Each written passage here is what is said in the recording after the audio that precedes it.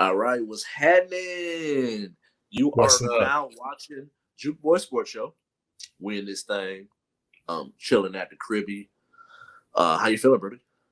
I'm feeling wonderful, man. Wonderful. NFL season's on the horizon. You know what I'm saying? NBA, a couple different things went down. I had a great, Raiders, Allegiant Stadium, everyone. Grand Yes. opening, no grand closing. And spent some time with the fam over the weekend. Big bro flew in the whole nine, went to Area 15 down on the strip. So, I had a good time, man. How about you? How you feeling today in general, man? Had a good time, man. I started a second job, so like I was working so much. But I did spend time with my daughter. Got my two. The good thing about it, between both the jobs, I'm able to keep my days off to where I can keep my daughter. And not have to like go to work to come back and get her type of thing. So I just get to she gets my undivided attention. That's what's up, man. So it's good. I had a good weekend, man. Ready to get back into it. Back into the grind of things. Y'all about to podcast it up in these next couple of weeks. But for those of you who are new to watching the show, I'm your host, King Ralph. This is my co-host and my homie, Kai. And we are the Juke Boy Sports Show. And so before we jump into it, though, even though we at the house, got to still shout out Fitboxer Studio. If you want to post or do any video production, photography, music videos, podcasting, call the number at the bottom of the screen, 707 Fitboxer. And so from there, man, it's been a very interesting weekend. You mentioned the Raiders and Allegiant Stadium opening. It's been some really dope debuts over this weekend. The Fabulous Five, you can kind of call them. Mac Jones, Trey Lance, Justin Fields, Trevor Lawrence, and Zach Wilson all did their debuts. Some got to play more than others. And I do think that outside of one of them, the amount of time they played did kind of affect how I viewed their debut. But I'm going to let you go first. We could do 1 and 1, or you could give your 5, 3 to 5, whatever, or whoever you want to mention. And I'll go and I'll do mine. Whatever makes you feel comfortable, buddy. Okay, so I have a main one and then another one who I thought actually played pretty decent. You know what I'm saying? As well. It's just that I think there was some external situations, let's just say, with the receivers that made them have a lesser looking. So my first one, who I actually believe had the best preseason debut in my opinion, was Justin Fields of the Chicago Bears. The Bears. And the reason why I say the Justin Fields of the Chicago Bears is because he exhibited and exuded poise in the pocket under pressure. He seemed like he was a natural fit at that quarterback position, running the offense. He came in and he looked really similar to Russell Wilson in the preseason, rolling out to his left, making throws on the run, rolling out to his right, evading pressure. And more than just evading pressure, Ralph, it's the fact that he was able to sense it. There was a play when his left tackle clearly got beat, and he could sense it, move this way, and then ran down the field around like 21 yards. So I think this is the fact that he was really the one he scored the touchdown on. Yeah. Mm-hmm. Yeah. He was like really elusive. The ball looked nice coming out of his hands. He went 14 for 20. I believe he had 107 quarterback rating, scored a touchdown. He did have one fumble, but the fumble came when he did that spin move. And that is the one thing that when you talk about rookies and quarterback just in general, that you want to always make sure you protect the ball, carry the ball, because they're going to try to punch it out all the time. And so that was really the only true mistake that I actually really saw him make. But it's like what I would call a rookie mistake. You never want to turn the football over, though, in the NFL. But Justin Fields, he looked great. I think the fact that he really showed early on, and I know this is one preseason game, but he can be a dual threat quarterback. And I believe he's going to be their quarterback of the future if he continues to make strides throughout the preseason, and then if he gets the opportunity in the regular season. So I really like how Justin Fields played from a poise standpoint, from just throwing dual threat ability, and statistically he played well. You know what I'm saying? And it's not like he was surrounded by a bunch of weapons like the Chiefs had or anything like that. So that's my first one, and then I'll give you my last one was actually Trey Lance. I thought Trey Lance, and I chose Trey Lance over a guy like Mac Jones, who I thought played relatively well, because when I looked at Mac Jones for the New England Patriots, and it's the playbook, so you're supposed to execute the plays, but there was a lot of checkdowns. Yeah. There was a lot of screen passes, right? Yeah. And so all you're doing is checking it down to the running back. I'm just being 100% honest. He did have a deep ball throw that I thought was catchable, but Trey Lance, big arm. He had an 80-yard touchdown throw in the game. He was able to throw the out routes well, see over the top of the defense, evade pressure. You know what I'm saying? And the issue I had with the 49ers offense that he was playing with was there was one receiver, I forgot his name. I think it was number 13, but he dropped like 3 passes. Like that could have been easily catchable ball. Even the announcer was like, gotta catch that, right. Like first down passes, man. You know what I'm saying? And so that's the one thing that I dislike, Ralph, is when I sit up and I would watch some of these shows in the past, like the talk shows, and they would just read off strictly completion percentage. But it's like this completion percentage, it's like it's not taking into account those drop balls, those catchable balls. And so when I looked at just Trey Lance, I was like, yo, about 6 or maybe 7 of those passes he threw were catchable balls that should have been caught. You know what I'm saying? But I tried to go with the guys who got some burn, got a little more attempts. I know Fields had about 20 attempts, and I would give him probably about a B+. Trey Lance, I would give him about a B. So those are the 2 guys for me personally that I saw, and I also think just the fact that the NFL is going in that, or should I say, is kind of already there with the mobile quarterbacks, Allen, Mahomes, what's the other guy's name? Mahomes, Allen, Lamar, my quarterback, and there was somebody else I was going to mention. Kyler Murray. Yeah. Right. So Trey Lance and Justin Fields can start to kind of bolster some of that depth in the NFC right there. So those are my 2 guys. I was excited, man. It was really fun preseason. Yeah. Like, for me, man, it's crazy how you're viewing Trey Lance because I think he did the worst. Really? But you were never really high on him. You thought he had potential, right? Yeah. And so exactly what my notes were, like, it's 100% what I said, like, and I brought that up. So it was like, he had some real good times and he had some moments where it's like, yo, I don't think he had some moments that pretty much showed you why the 49ers were to not really be rushing to start him. Fair enough. Because I felt like there was moments where he focused in on where he was throwing. And he got sacked 4 times. And if you watch all of them, it's like, you're way too athletic, bro. You should be able to sense that and get out of there. Where Justin Fields was able to sense that and get out of there and make the best possible play. And I was going to say that was actually the difference. Like Lance could move, but Fields is like, what do you call it? Like, like your intuition, like when you know something's coming, like Fields is always like that step quicker. Front, so yeah. I agree with you there. And so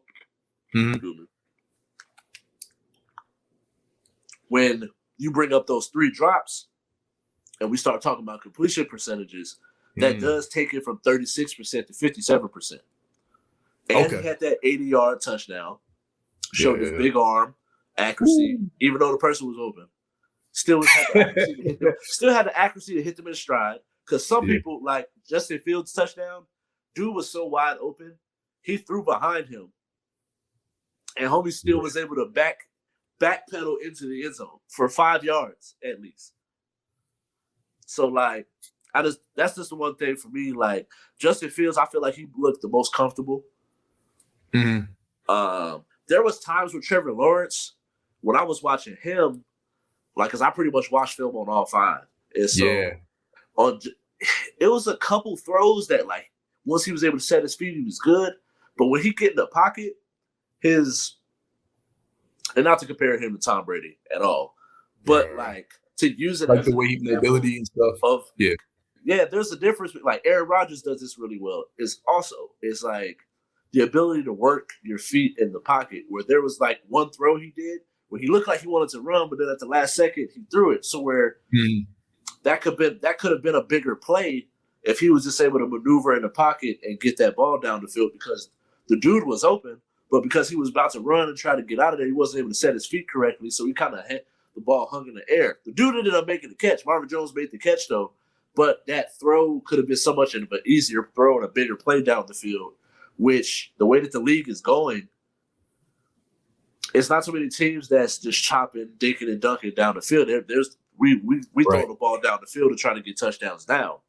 And that's what I felt about Mac Jones, because he kind of looked like early Tom Brady with the dink and dunk. But he did have that one. That throw. Go ahead. I wrote that he was Brady-esque in his debut. Right, but that's how Bill Belichick likes him. And then choice throws down the field. Yeah. I just think it's about trust factor. How much do you trust him to throw the ball down the field? And the first one that got broke up, the corner broke up, made a good play on that one. That was a good throw, right over the top, right where it's in the breadbasket where it should have been. And then the second one was he got a little ahead of him, but he overthrew him. But they're all rookies, yeah. Yeah, the rookies. Right. Yeah. No, none of them are coming in and being like Mahomes or something, you know what I'm saying? Like just nice like that yet, you know what I'm saying? But yeah, I agree. And I was gonna add on to your Trevor Lawrence point. Did you notice that I felt like at times, at least early on, that he was kind of, I don't want to say forced. Well, he was forcing, but he wasn't telegraphing the pass. He was just forcing it. So that one receiver. Yeah. I was like, man, this dude going to get. It was either Chenault or Marvin Jones. Those are the only two throwing the ball to. And I was like, PPR steal, man, for fantasy leagues. Everyone stream. I was like, yo, that dude gonna get all the attention and all the receptions, man. You gonna throw to one guy, man. I'm like, this dude gonna never throw to the tight end. I'm like, man, that outside right receiver be getting all the burn, man. Right. It's funny because all of them did good. All of them played well. Yes. I just think that Trey Lance had the most moments that he has the most work to do. Right. You can see the project. He's a project, but it's like if he hits his potential, what he could be. It's like I think his potential is very Deshaun Watson-esque. Like I think his ceiling is Deshaun Watson. Because he has the speed he might be a little bit more athletic than Deshaun, but I'm not sure because I don't remember if Deshaun ran a 40, but I know Holmes' 40 speed and his athletic ability, he just looks faster. But I'm not sure. I don't know the measurables on that one. I'll definitely see about that. But I think that's it's pretty much his potential is that. Yeah, he has that ceiling. Yeah. And I think when we talk about potential at quarterbacks, because the quarterback position is the most important position, the most cerebral position in the NFL, you got to look at player development, coaching, being coached the right way, quarterback coaching, having the right tendencies, throwing the ball the right way, and also surrounding them and putting them in positions to succeed, right? So, and this goes with any sport, right? I've always felt like in order for someone to be successful, or should I say, you want to set them up for success. And I know you've always said that for years. You're like, bro, put these quarterbacks in positions to succeed, especially, the young brothers, it's like you give them a short leash anyway. So it's like surround them with the right requisite tools and weapons. And if they fail or fall flat, then, hey, that's on them. But you want to make sure it's optimal. Even like Alex Smith had the tools, but then Patrick Mahomes was able to elevate it to a level that Alex Smith couldn't elevate it to. But Alex Smith played relatively well, because you saw him two times a year in your division. But it's like nowadays you're probably like, man, I wish he was still in the division instead of this dude throwing passes Mahomes across his body, but still catching. But So just making sure that we to the ground. Right. But hey, with Morig, man, he can't be doing that no more. Hey, hopefully, bro. Like, we're gonna pluck that out the sky. I got realistic expectations for that.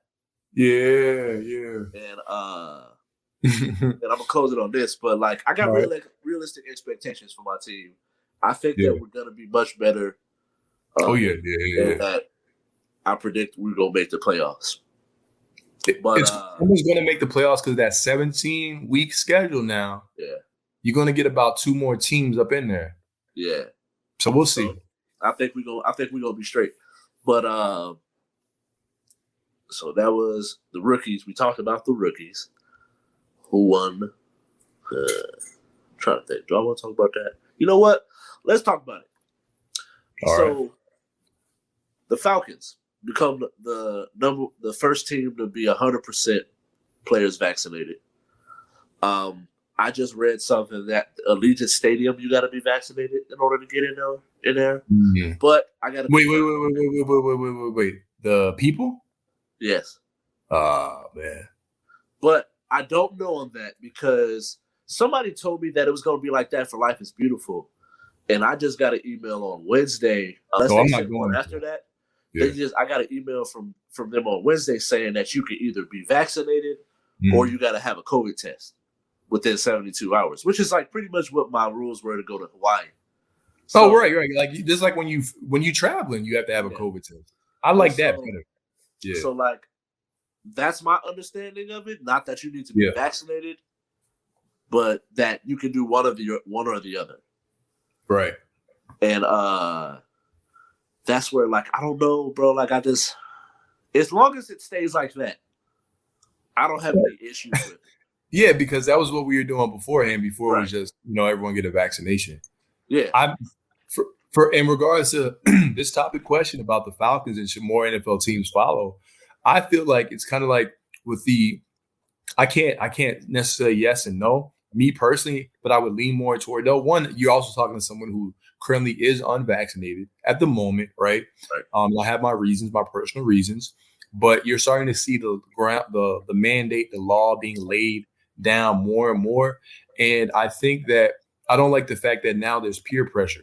For example, you had the Stephon Diggs and the Emmanuel Sanders going on Instagram, going on Twitter, talking about accountability, availability, because Cole Beasley didn't get vaccinated yet, but they're sharing the same message. And I'm like, yo, I don't like the fact that you're peer pressuring to somebody into something. It's like if someone doesn't want to drink and you're peer pressuring them to drink alcohol. I'm not saying the vaccine is alcohol, but it's like it's your health. I'm sorry. And like there's certain people who haven't got the virus yet, right? And they're doing fine, but everyone's immune system reacts differently. For example, you could have a weak immune system, and who knows how that vaccine is going to affect you, So I don't necessarily like that. Obviously, my quarterback, I don't believe Lamar's been vaccinated yet, and he's caught whatever. But at the same time, he already has his immune system react to certain things differently. And at the end of the day, you have 100% people getting vaccinated on the Falcons. But once again, this vaccine has not been out for 2 years or whatever. So it's like, what if somebody still catches it? Because you can still catch it. Excuse me, my bad. You can still catch it. So are they still going through said protocol? Right. So it's like all these things for me for the NFL. It's like, I don't think it should be mandatory per se. And another thing I was going to say was to the people listening and watching, it says here, the NFL says teams with an outbreak amongst unvaccinated players in a canceled matchup will take a loss. So that's going to affect the record. I don't think that's necessarily fair. And then because it has nothing to do with like on field performance. And then players on both teams will lose their game checks. So they're suckering people by removing their monetary gain.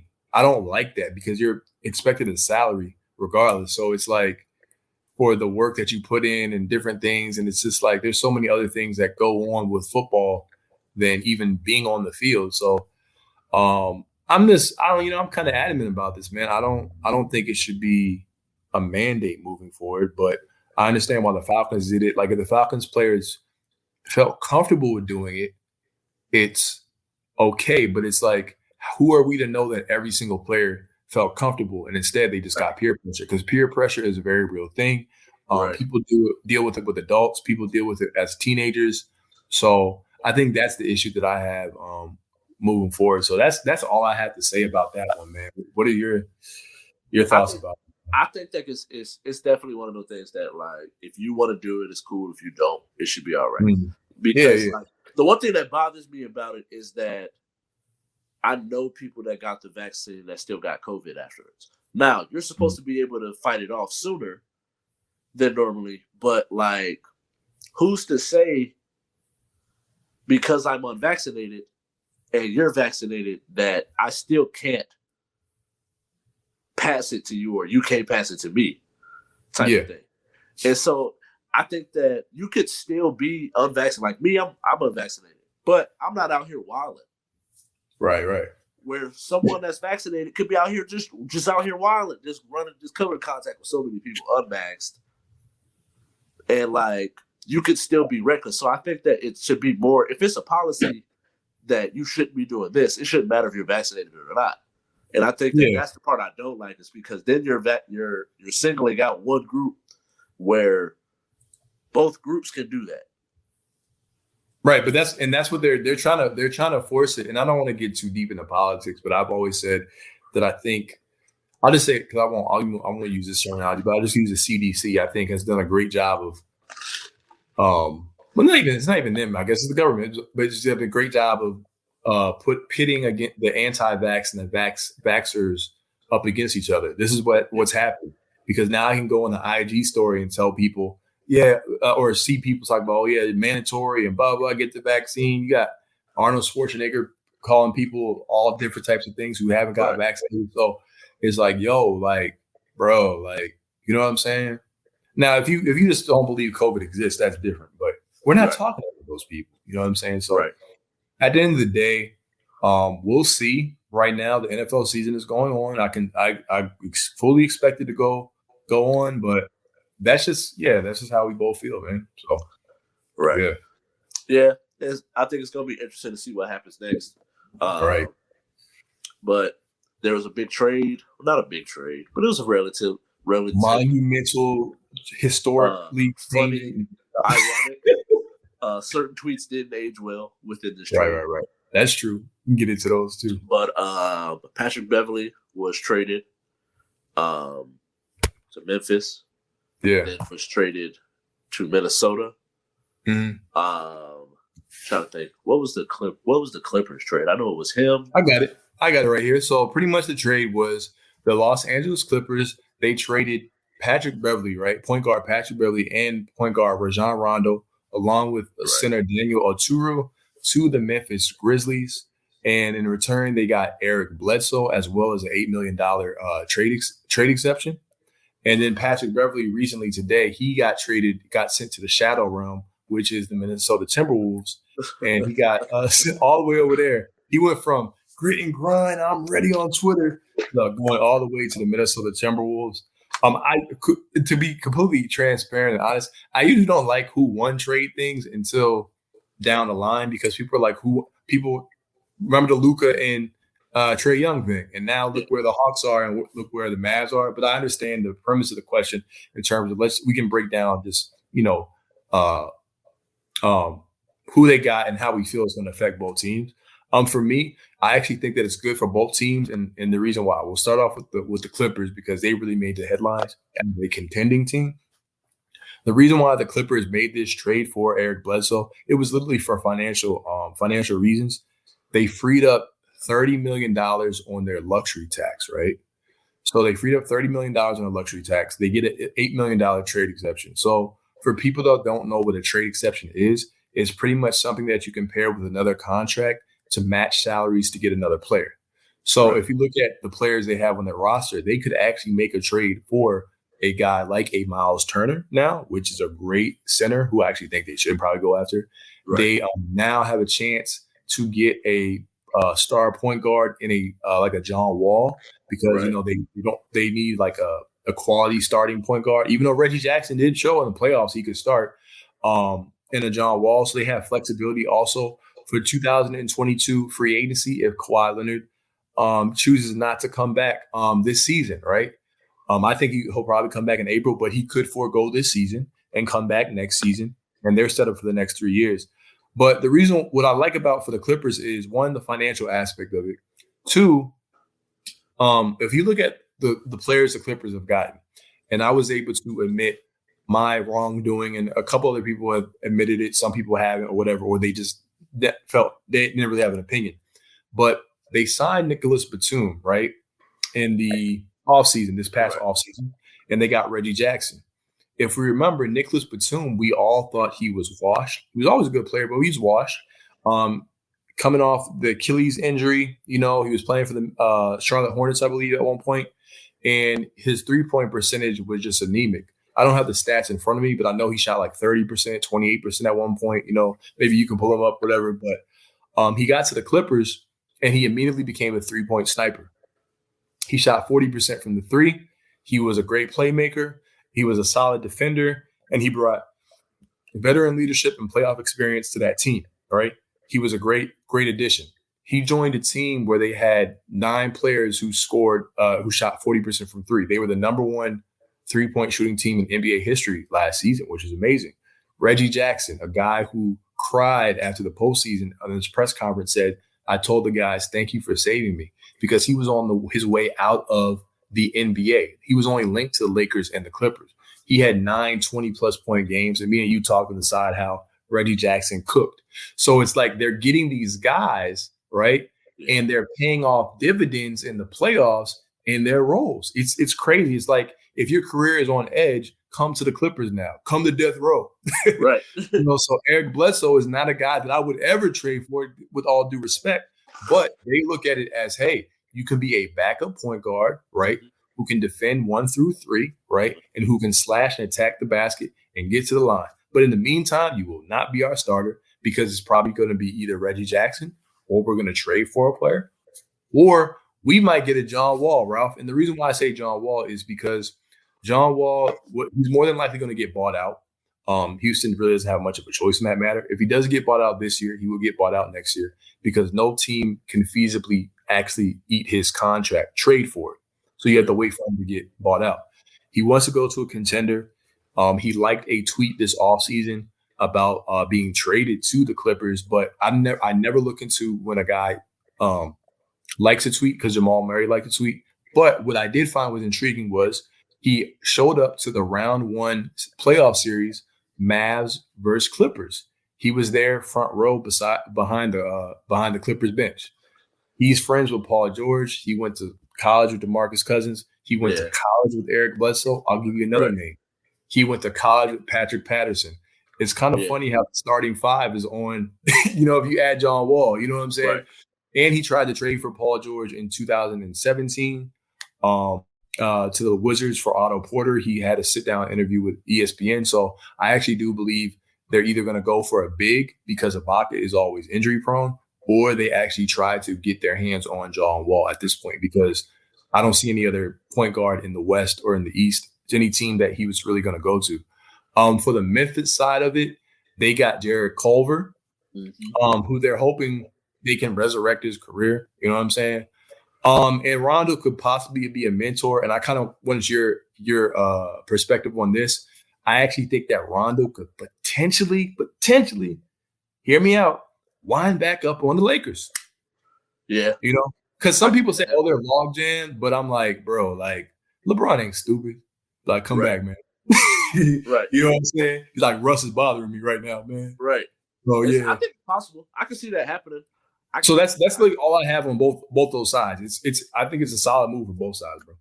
Yeah, I think it definitely helps with everybody, because the one thing I think that, and I brought this up with the homie we were talking about just this when we found out that Patrick Beverley and Eric Bledsoe were traded. And I was just like, for Eric Bledsoe, it's one of and getting rid of Rondo and Patrick Beverley is kind of like an addition by subtraction type of thing, because you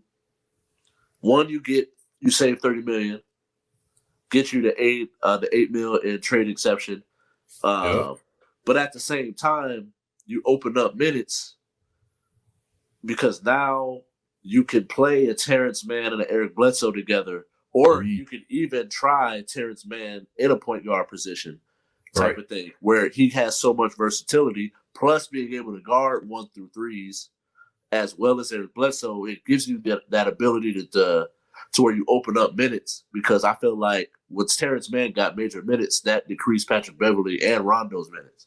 Yeah, yeah. And so just getting rid of them all together, you get younger, while also Eric Bledsoe ain't no slouch. He's 2-time really all NBA defense. Yeah, he just has to get a level of consistency. Yeah. You know what I'm saying? And he's been in that organization. Maybe that key will turn. You know? Right. And if you're able to get, even if you're not, just the pressure of having to be a starter versus just coming in and playing your role, maybe that's better than what suits him. Yeah. I agree. And I like what you mentioned about Terrence Mann, because I'm like, how did I forget Terrence Mann? Because I knew it was something I was going to say. I love Terrence Mann. I know you like Terrence Mann. Shout out to our homie Tarv. He's watching. He's a huge fan of Terrence Mann. I got to see him at FSU under Leonard Hamilton. Great defender. And I'll give you this. I think I'm going to mention this on this show before, but an NBA scout had said during the season, I'm not saying he's Kawhi Leonard, but they said that Terrence Mann was only a tick behind Kawhi in terms of defense. Like he was getting that great of a defender, because he was always a good defender. But I was like, I can see it. You know what I'm saying? And now Kawhi did a number on Luka in those last 2 games, but defensively, like, you know, people can check the tape, you know. But yeah, Terrence Mann, he's an energy guy. He's fearless. Has to work on getting his jump shot better. But I like how he's a versatile guy. He also is a combo guard, played point in college, and he's going to get minutes anyway. But I was also going to mention another guy they picked up, Justice Winslow, you know, former Duke player. Really? Yeah, boy, Miami. They picked him up before the trade, though. So they picked him up, I believe it was last week or 2 weeks ago, Ralph. Oh, and I didn't know that. Now, so when I hear, and I'm not going to name anybody else. Yeah, I'm not going to name anybody else on ESPN because I don't want to give them shine. But when I hear people say, oh, it's a horrible trade, you got rid of Patrick Beverley, people know who I'm talking about. Yeah, and people were clowning Patrick Beverley, so it's not a horrible trade. Right. Patrick Beverley, his biggest issue is availability. Yeah. He's always injured. He only played 35 games last season, missed half the season. He's always hurt. Round 1. Social media was trending because Luka was punking him. There was a play when he literally pushed, like Beverly left his feet because he was so small, right? Right. You know, Luka just punked him, was cursing at him, was shouting at him.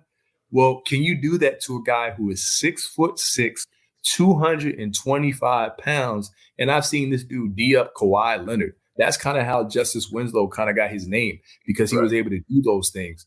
And he can play multiple positions. Those are the types of guys that Ty Lue likes. So that's why I say, just like if I were to give a critique on your team, the Bulls or something like that, I would ask you, because there are certain signings that people don't always remember or they know about. You know what I'm saying? It's like, everyone talks about Lonzo, but what about Caruso? You know what I'm saying? So that's why I mentioned that they got Justice Winslow. So they really started to add depth pieces. So what they might have lost in the IQ of Rondo, they have good players on the team, and they're going to have more durable and bigger players to replace Patrick Beverley. I think for the Grizzlies, it's just a matter of fact of, space for them. And I think the Grizzlies are going to be a good team next year too. So I really do, so we'll see. And man. So I'm trying to decide, because I'm going to do these MVPs, or how we going to roll with this? So we're going to do the top 100 through the 81. Okay. Get that list. NFL put that out. Now, for the old lineman, it's going to be kind of hard, man, because I only know a few old linemen, man. I'm like, I know Ronnie Stanley. That's it. No. There's some ones for me that's like, I just Q Nelson. Quentin Nelson is good too, but boy, it is cool. But like, I don't know, but for me, man, like there's certain ones where I'm just like, why are they so high? Right. Maybe they were high when they were when they were making the list. The people who came up with it. Because I'm like, yo, what you on? Like, what are you talking about? Right. And we're going from 100 to was it the 90 to 81 or the 100 to the 90? Hold on, let's see. I got 100 to 81. Okay. Because I got a 191. Well, I'm doing it in both because I'm gonna try to finish it before the season. Yeah, the season starts.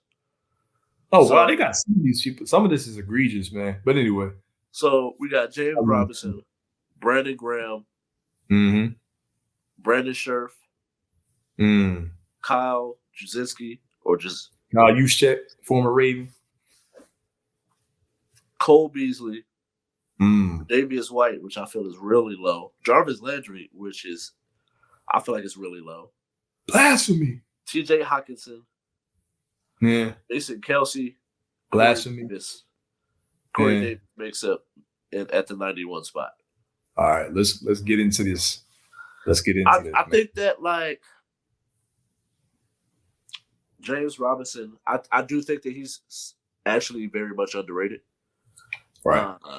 I think that his ability to attack from in the backfield as well as with the ball in hand, running the ball, rushing and catching. I think he's a dope running back. So I'm not too upset with him being up there. The fullback is the one that kills me because I'm just like, really? Right. He's not that nice. Well, I'll put it like this. Man. Juszczyk, he is one of the best fullbacks in the league. Yes. It's just that we have to, I think for you, bro, and I don't want to put words in your mouth, but it's kind of like what should I say? I think when people view fullback, it's like your responsibility. You know what I'm saying? Yeah. It's like the running back is taking half does like 80% of stuff you do now. Right. You get what I'm saying? So it's like you might as well just put a running back there. That's all I was gonna say. You know what I'm saying? Because now running backs block and catch and line up in the slot. Like so, but I like Juszczyk only because he's a former Raven. Yeah. But like I could probably think that he's not nice. Yeah, I could think of a running back. We have him ranked higher than James Robinson. Right. I mean, Robinson does so much more. Right. And don't you guys have a running back in Oakland that you could probably, put I don't know where that person is on this list. If they're not on this list, right, I will be writing a letter. Gus Edwards, I would take Gus Edwards over right. Juszczyk and J.K. Dobbins should be up in there too. I know he's early, but I wouldn't mind if he's somewhere in the top 100. So where hella people are on this list. Cole Beasley, I'm kind of like, it just depends. Once I see the rest of the list, where certain wide receivers are, because I think that Jarvis Landry is way too low, and Tre'Davious White did have a kind of a down year, so I can see why he moved down. But to go from 47 to 95, right? Excuse me. But to go from 47 to 95, like I just feel like that's a very big dip. Yeah, well, the description, let's see what the description says. So for Tre'Davious White, it says, White was selected to the Pro Bowl for the second straight year. All right, so why is he so low?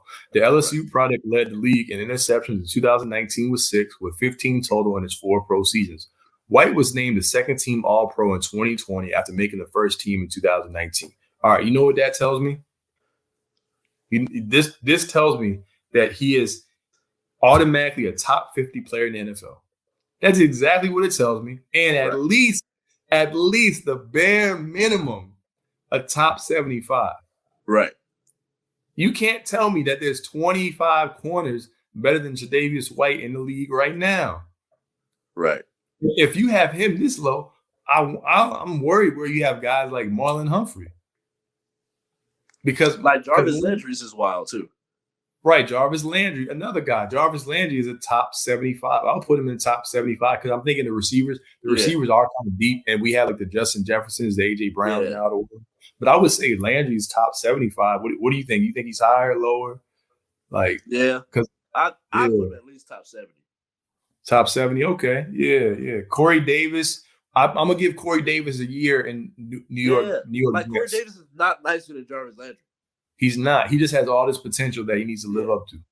Yeah, like Jarvis Landry said, Landry makes the top 100 for 6 straight seasons, At his lowest ranking, 98. All right. In 2016, his numbers were down across the board last season, where he made 72 receptions, which is the lowest in his career. Yeah. Only for 101 targets for 840 yards. He missed out on the Pro Bowl after being selected the 5 previous years. However, LSU product is still a very viable slot option playing alongside college teammate Odell Beckham. But I'm just like, bro, like you have one down season. All right. One down season. And now I'm all the way down to 94? Yeah. Well, there's always going to be a bias. There's going to be a bias. There's going to be big market biases. There's going to be, positional biases. That's when we got to figure out who are the editors. And that's when I started to look at things, as I got older and wiser, more mature, whatever you want to call it, right? I've decided, I got to look at the editors and see who are these people that are ranking, these lists, right? Just like with Pro Football Focus, like, people like the statistics and analytics to a degree, but they leave out certain intangibles and they leave out certain contexts of players. So they just go based off performance. And it's like, bro, like, nah, man. You know what I'm saying? Yeah. So I feel you on that. But yeah, you want to get through want to go to the next one. We have 90 through 81. Through 81. So we got Jesse Bates, free safety from the Bengals. Tristan Wirth, offensive tackle from the Buccaneers. Shaq Barrett. Blasphemy. Allen Robinson. Yeah. Wide receiver, Chicago More Bears. blasphemy. Marshawn Lattimore at 86. More blasphemy. Zach Martin at 85. Leonard Williams. Oh my goodness. At 84, who had never been on this list before. Right. At defensive end. Ryan Tannehill. That's wild. At 82, quarterback for the Titans. Yeah. Garrett Bowles, not defensive, but for Denver Broncos, offensive tackle at 82. Right, I'm looking at Godwin this. At 81, wide receiver for the Buccaneers. All right. You want to go? Well, I should go. I'll go first. I think that Leonard Williams should be higher on this list. Okay. I actually think that, honestly, everybody out from 89 all the way to 86 should be higher on this list. I agree. Shaq Barrett. All right. Go ahead. Yeah, everyone from there. I think Ryan Tannehill should at least be down to the 9th. Like, move him and put him at 89, and I would feel a little better about this list. Even though it's really only like 6 spots, but I'm just like, no, he's not a better – I would not say he's a better player than Leonard Williams, Zach Martin, Marshawn Lattimore, Allen Robinson, or Shaq Barrett. And the young tackle from the Bucs. Like, I wouldn't say he's a better player than him. All right. I say, can we name 10 quarterbacks better than Tannehill in the AFC? I'm going to try it real quick. All right. I'm going to try it. Patrick Mahomes. Yep. Josh Allen. Yep. I believe Baker's better than him. I'm not putting this in order. Yeah. Lamar Jackson.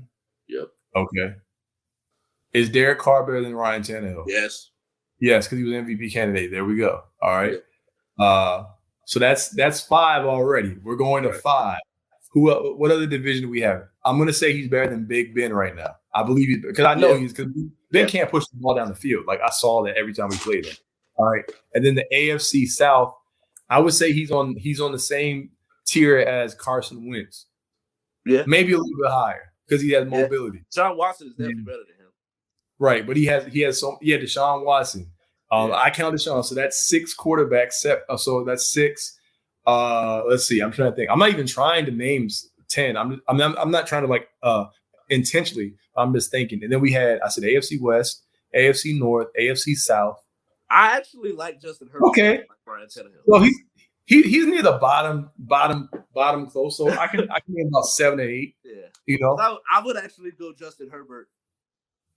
I was thinking about that. Okay, Justin Herbert, you know what I'm saying? But I don't want to be a recency bias though. Yeah. Because sophomore slumps are real. I'm gonna give Tannehill some love. Yeah.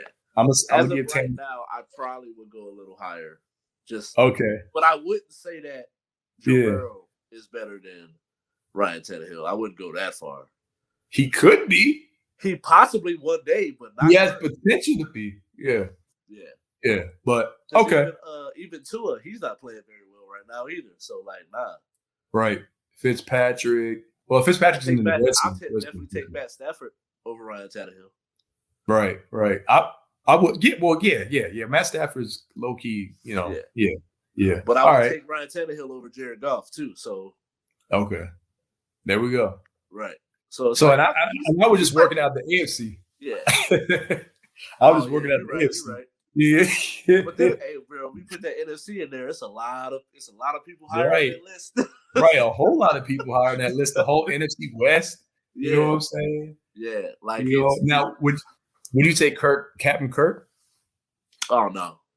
Okay, so because I've seen Ryan Tannehill go win a football game, and I've seen Kirk just come up mad short. Yeah. Okay. In the big moments. I got you, because I'm just thinking he got, all that weaponry. But okay. So the other one that I had an issue with, Zach Martin should be higher, because I know they're talking about injuries. Okay, you're injured, but when he's in there, he's effective. And Zach Martin was a part of that. He dropped 30 spots. Yeah, he was part of that Cowboys offensive line that was like so great. Yeah. And yes, linemen, they do lose some of their quickness and agility as time wanes. But when you're that good of offensive lineman, and I saw what Marshall Yanda did, I'll give you an example. This is a perfect segue, right? So you know how we got on the Ravens? Well, the Ravens got a lot of flack, but people are like, yo, that knew it, like you knew, like our line was depleted. Ronnie Stanley went down. Marshall Yanda retired prior to last season. So we had a huge hole, and everyone was getting hurt.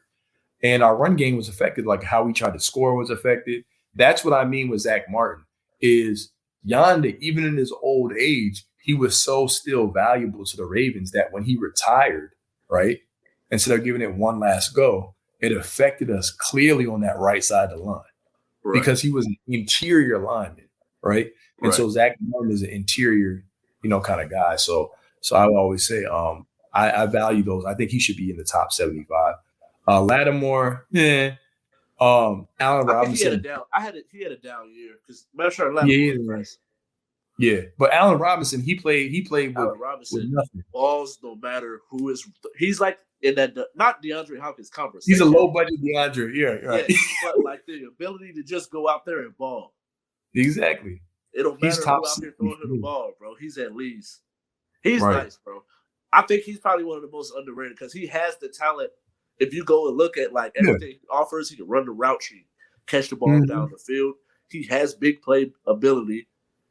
It's just about who's throwing him the ball. So like, but he still goes and consistently balls out. If you got quarterbacks, he'll have higher touchdown percentages. Exactly, like, and that was he's had double-digit touchdown years. Yeah. No, I agree. I agree with you, man. I was gonna say that was a guy that, like, the Ravens, like, Ravens fans were like, "Oh, Lamar needs a receiver." Finally, we got one. But Allen Robinson was linked, and we kept saying like they're not going to pay the money because they're a cheap front office. But and then Shaq Barrett, I kind of want you to cook on this, bro. Like, it's Shaq Barrett. This is a guy that even his own teammate Devin White expected him to go get the bag, right? Right.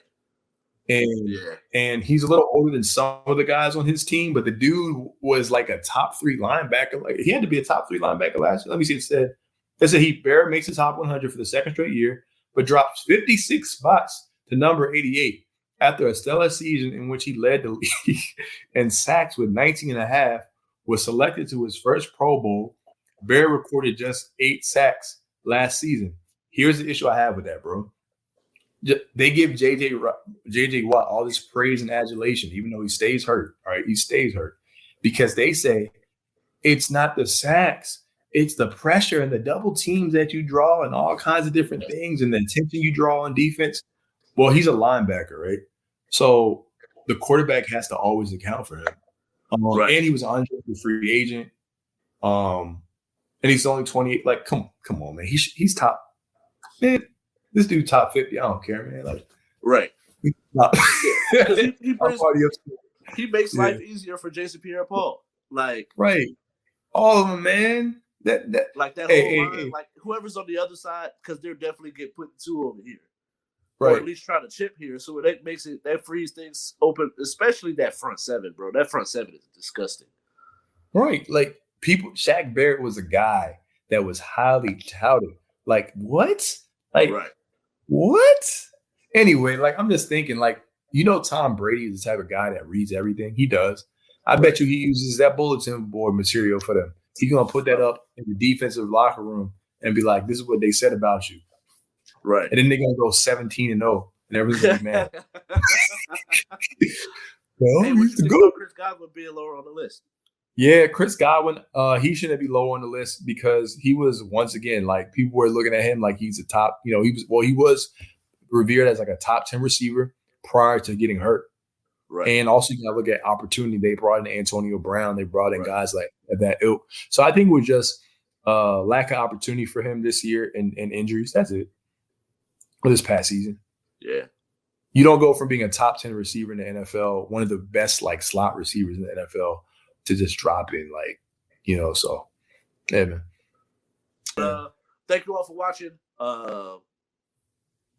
It was a good time chilling at the cribby. Make sure you follow us on Instagram. I just looked up the name. It's at j.u.k.sportshow. Follow me on Instagram and TikTok at KYNGRALPH at King Ralph. And you can follow me at the.houseofhoops on IG. All right. Thank you all for watching. Peace out. Have a great day.